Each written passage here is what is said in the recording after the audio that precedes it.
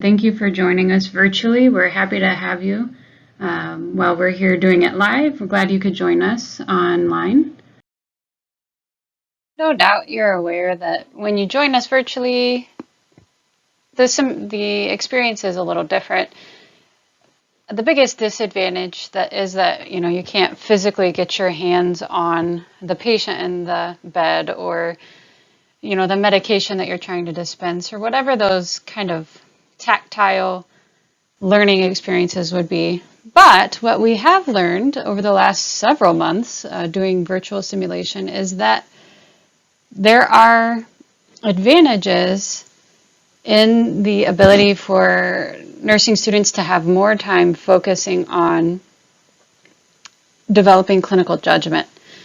And what I mean by clinical judgment is the ability to understand the problems, issues, concerns, the cues, the relevant data going on in a scenario, and be able to respond to that.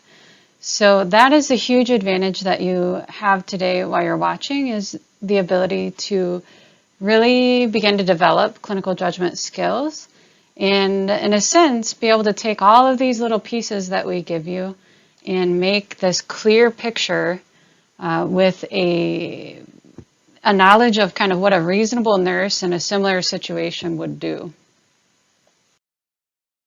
Just a reminder, as you're watching these scenarios and you're watching your friends kind of sometimes fumble through things, remember that learning is the priority. We don't expect everybody to get it right here. This is a safe place to learn and grow. We don't want to make anyone feel judged or attacked.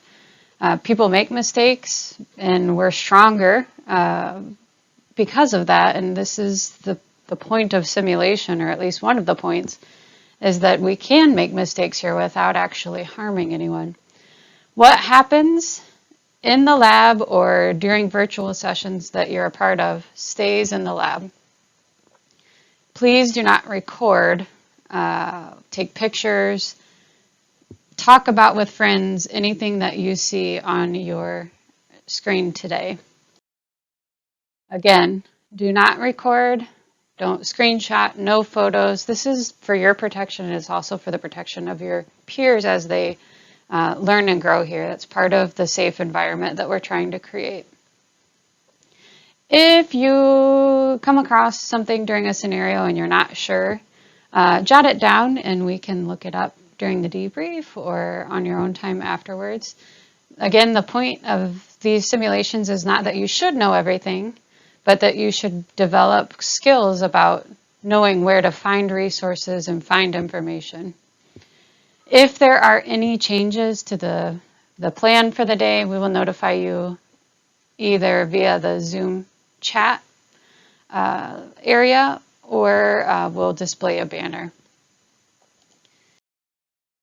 Kind of more on the techie part of things. Be sure, if you would, please, that your Zoom name shows up with your first and last name. That just makes it easier for us to move people to the right places. During lunchtime, please do not close out of the Zoom session. Just simply return to the main area. If you do come across a problem, maybe you get kicked out, you can't get back in, shoot me an email, please. My name is Joanna. You can see my ILSTU there, JRWille, W-I-L-L-E, at ilstu.edu. In a little bit, we will invite you to go to breakout rooms.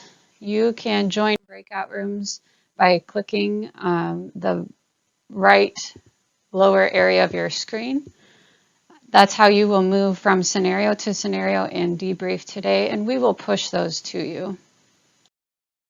Debrief is going to be your opportunity to really participate in the day. It is an opportunity to share your feelings, share your observations, what you thought went well, what opportunities there are for improvement. It is not, however, a time for aggressively